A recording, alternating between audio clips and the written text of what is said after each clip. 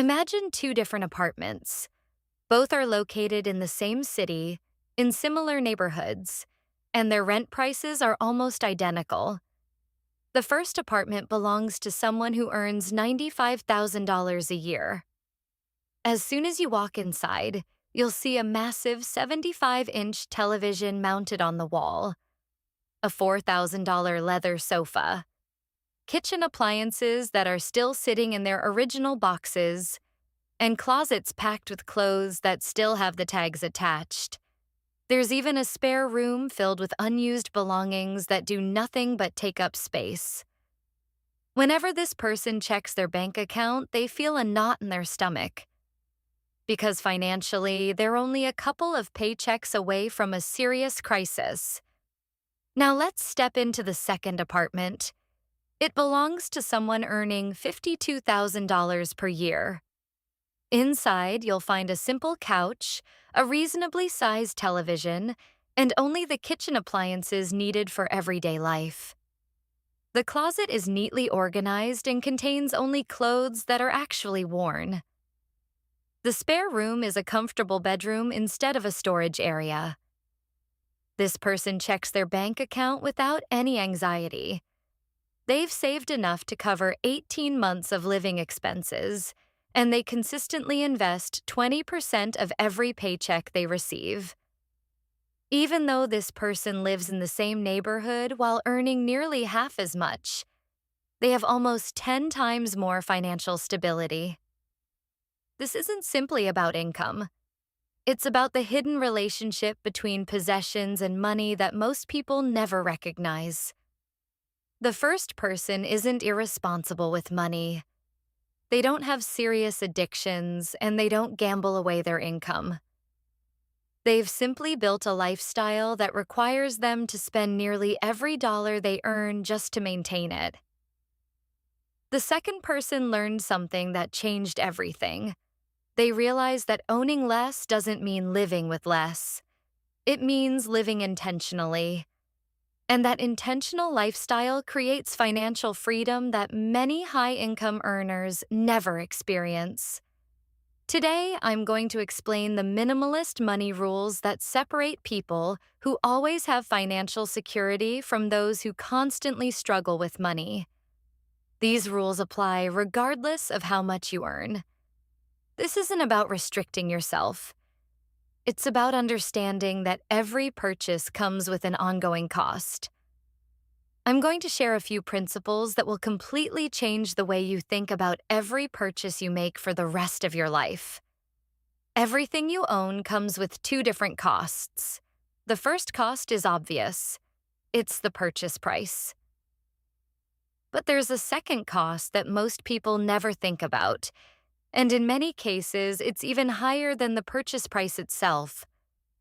That second cost includes storage, maintenance, mental energy, and opportunity cost. Take a treadmill as an example. The moment you bring it home, it begins taking up valuable space. In many cities, housing costs range between $30 and $50 per square foot each year.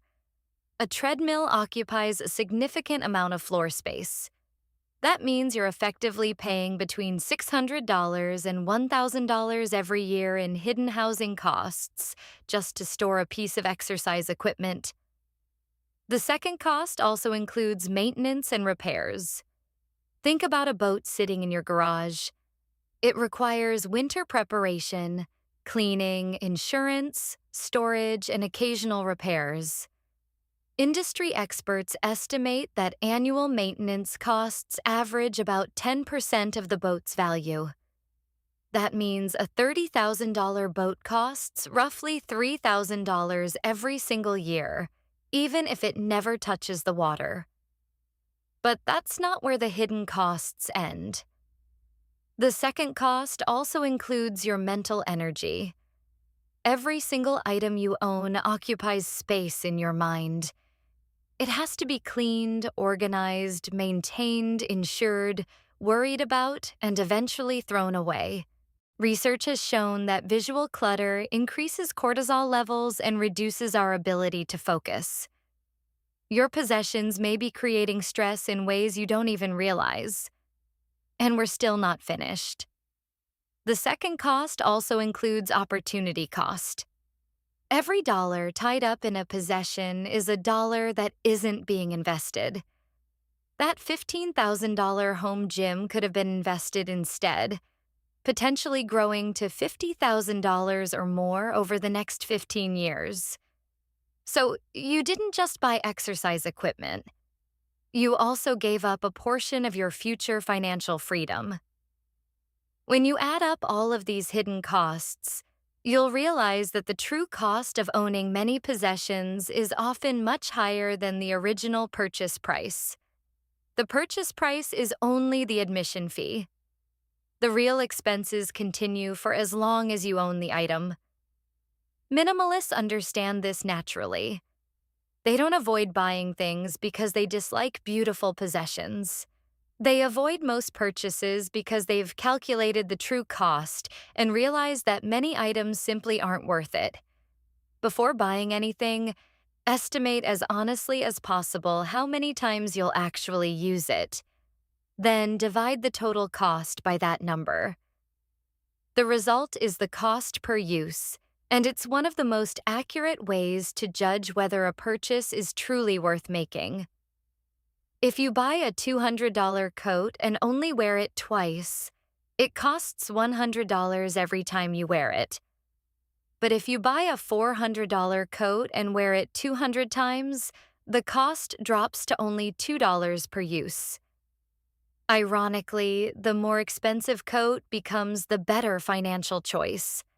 This simple calculation eliminates a huge number of impulse purchases. A $300 kitchen appliance that you'll only use once or twice a year ends up costing about $150 per use during its first year.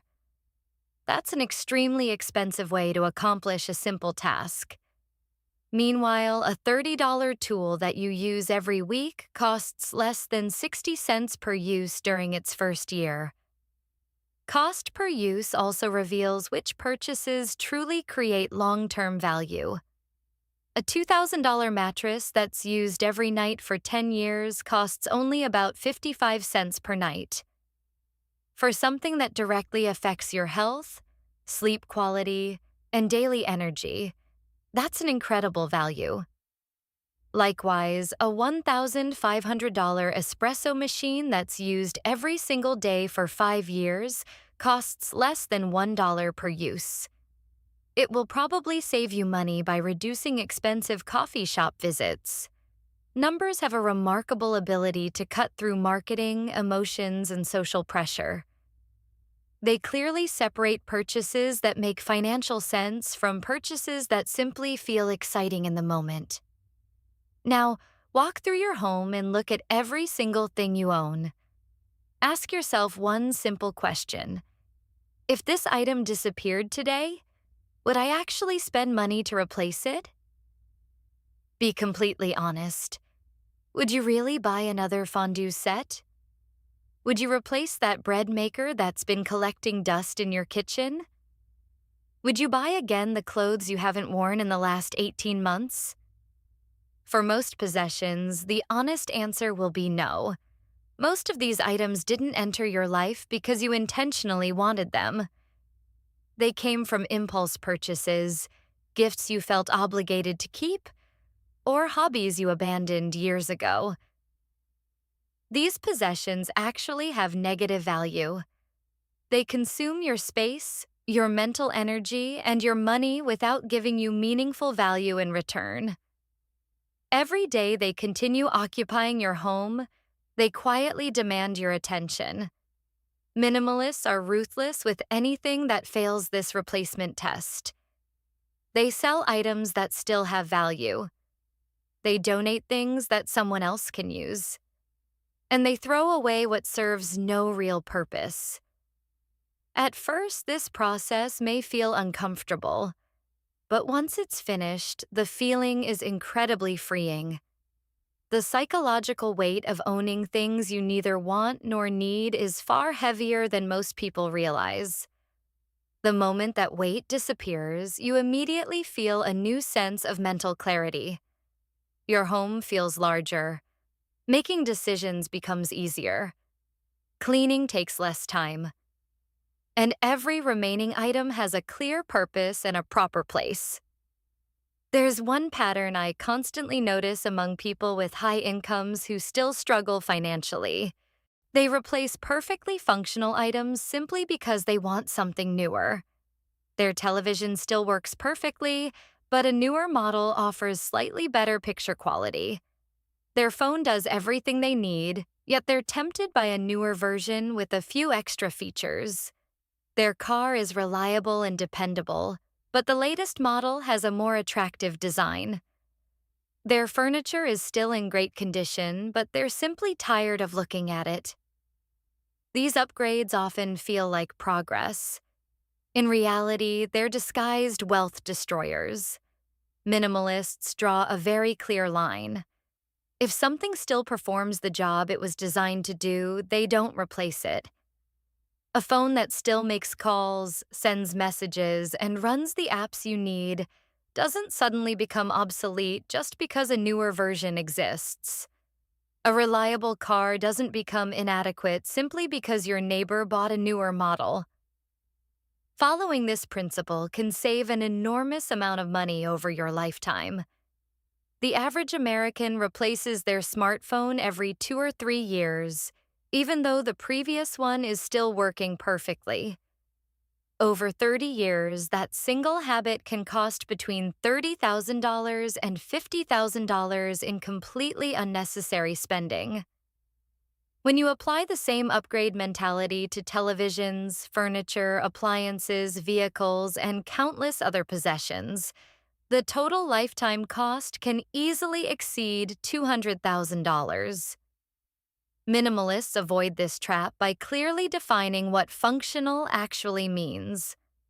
An item is still functional as long as it successfully performs the task it was purchased to do. Being bored isn't a sign that something has failed. Wanting something newer doesn't mean your current item has stopped being useful. The existence of a better version doesn't automatically make yours outdated. Only when something genuinely breaks or can no longer perform its intended purpose should it be replaced. Everything else is simply marketing trying to convince you that you have a problem you never actually had. Human behavior naturally follows the path of least resistance. If spending money is easy while saving money is difficult, you'll almost always spend. But if saving becomes effortless and spending requires extra effort, you'll naturally begin saving more. Minimalists intentionally design their environment to make the right financial decisions the easiest ones. Creating friction for spending can be as simple as removing your saved credit card information from online shopping websites. It can mean creating a mandatory 24-hour waiting period before making any non-essential purchase. It can also mean deleting shopping apps from your phone, unsubscribing from promotional emails, and refusing to walk into stores unless you already know exactly what you're there to buy. Making saving easier means setting up automatic transfers into investment accounts every payday. It means keeping only a small amount of money in your everyday checking account while moving everything else into savings or investments before you even have a chance to spend it. Saving becomes a fixed financial priority instead of something you do only if there's money left over. These structural changes are far more powerful than willpower. Willpower gets weaker throughout the day. Your environment doesn't. Someone who depends entirely on self-control to avoid impulse purchases will eventually fail when they're tired, stressed, or emotional. But someone who has already deleted shopping apps and removed stored payment information simply can't make an impulsive purchase within seconds. Minimalists don't trust themselves to always make perfect decisions. Instead, they build systems that make good decisions happen automatically. Even something as simple as a 24-hour waiting rule can eliminate nearly 70% of impulse purchases. Most buying urges disappear within a single day, as long as you don't act on them immediately. Another habit that separates minimalists from everyone else is keeping track of what they own.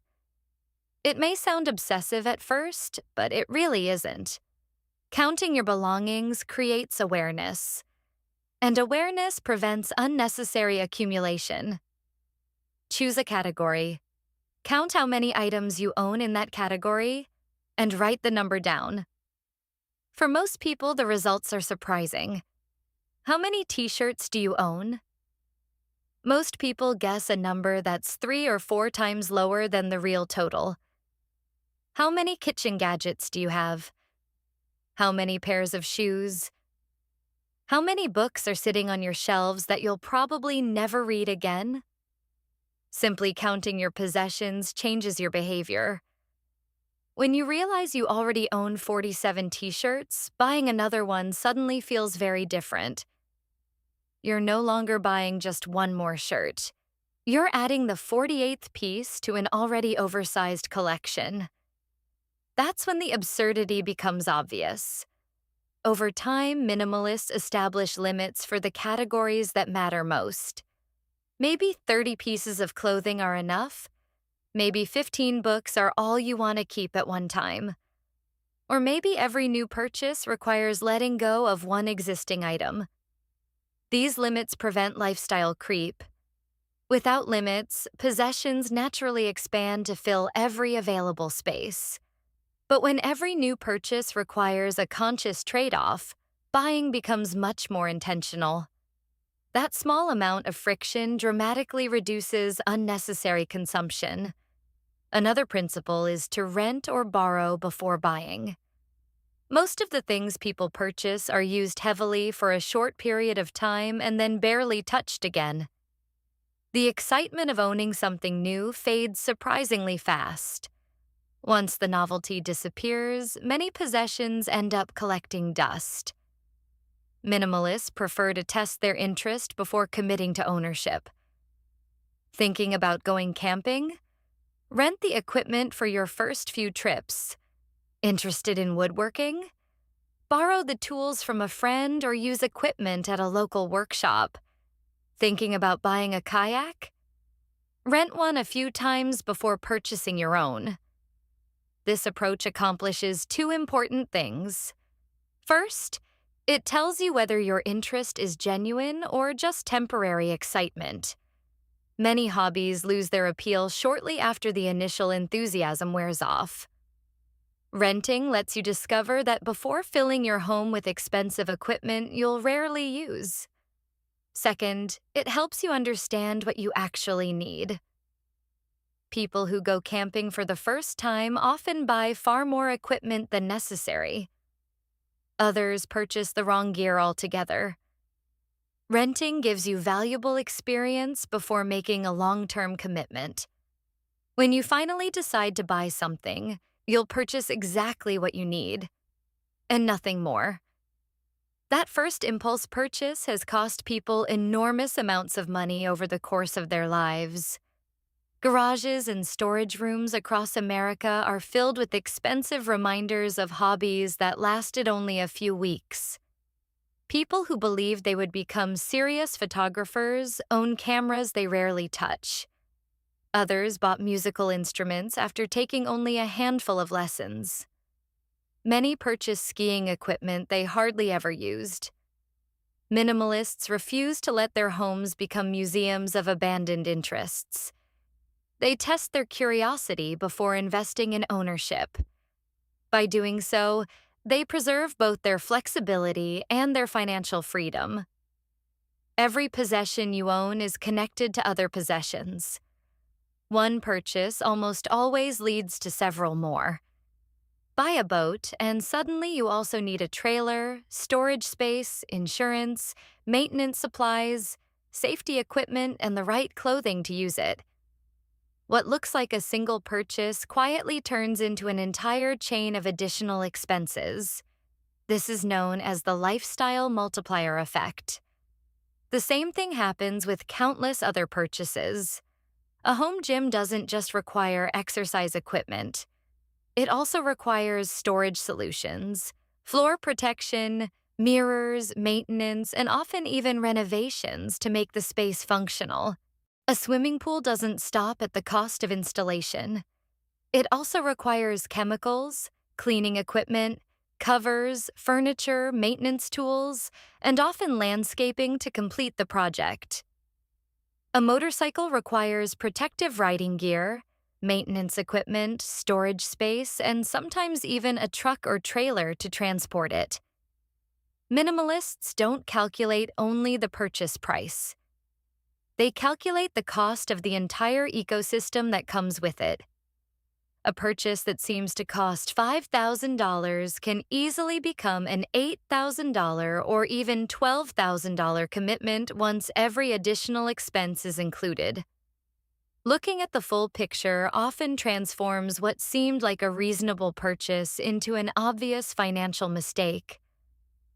Fortunately, the lifestyle multiplier works in reverse as well. When you get rid of one major possession, you usually eliminate an entire category of ongoing expenses. Sell the boat, and you no longer pay for storage, registration, insurance, maintenance, fuel, or repairs. The money you save over time can easily exceed the value of the item itself. Another important principle is deciding what enough means before your income begins to grow. Many high-income earners fall into the same trap. Because they never define what is enough, they continue upgrading their lifestyle every time their income increases. As they earn more, they spend more. The new lifestyle quickly becomes normal. Then they need another raise to support an even more expensive lifestyle. The cycle repeats endlessly. Someone earning $300,000 a year can experience the same financial stress as someone earning $80,000, simply because their expectations and spending continue rising alongside their income. Minimalists break this cycle by defining what is enough in advance. They decide what kind of home is sufficient. They decide what kind of car meets their needs. They decide how much material comfort is truly enough to make them happy. Once they've made those decisions, they stop chasing constant upgrades. Maybe they decide that a $350,000 home is all they'll ever need, even if one day they could afford a $600,000 house. Maybe they decide that a $30,000 car is perfectly adequate while everyone around them is driving $70,000 vehicles. Defining enough creates a finish line. Without one, lifestyle inflation will almost always outpace income growth. But once your spending has a clear limit, every additional dollar you earn can go towards savings and investments instead. Someone who limits their annual spending to $60,000 while earning $150,000 creates a $90,000 gap every year. That gap becomes a direct path toward financial independence. Meanwhile, someone earning the same amount but constantly expanding their lifestyle may never build meaningful wealth at all. Minimalists don't measure wealth by the number of things they own. They measure wealth by the number of choices they have. Can you walk away from a job that's damaging your mental health? Can you take 6 months off if a family emergency happens? Can you choose freedom instead of obligation when life changes? Can you take time off to care for a loved one without worrying about your next paycheck? Can you move to a different city if a better opportunity comes along? Can you retire years earlier than most people? Those are the real measurements of wealth. A person with $1 million home, luxury cars, and constant debt may look wealthy from the outside. But if they can't leave a job they hate because every paycheck is already committed, they have very few real choices. On the other hand, someone living in a modest home with substantial savings and investments has something far more valuable. They have freedom. Minimalists understand that every unnecessary purchase reduces future choices. Every dollar spent today is a dollar that can't create opportunities tomorrow. Financial freedom isn't built by owning more things. It's built by owning more options. And that's why minimalism isn't really about having fewer possessions. It's about creating more room for the life you actually want to live. Every item you choose not to buy leaves money available for something far more valuable. Peace of mind, flexibility, security, time. The goal isn't to impress other people. The goal is to build a life that gives you control over your future. Most people spend years trying to look rich. Minimalists spend those same years becoming financially independent. One approach creates the appearance of wealth. The other creates real wealth. At the end of the day, every purchase asks you the same question. Is this item improving my future, or is it quietly taking it away? The answer to that question will shape your financial life far more than your salary ever will. Because building wealth isn't just about earning more money. It's about keeping more of what you earn. It's about making intentional decisions instead of emotional ones. It's about understanding that financial freedom isn't purchased all at once. It's built one decision at a time. Every dollar you choose not to waste today becomes another dollar working for your future. Over the years, those decisions compound. Small improvements become significant advantages. Simple habits become lasting wealth. That's the quiet power of minimalism. Not because it teaches you to live with less, but because it teaches you to keep more of what truly matters. And in the long run, that may be the most valuable investment you'll ever make.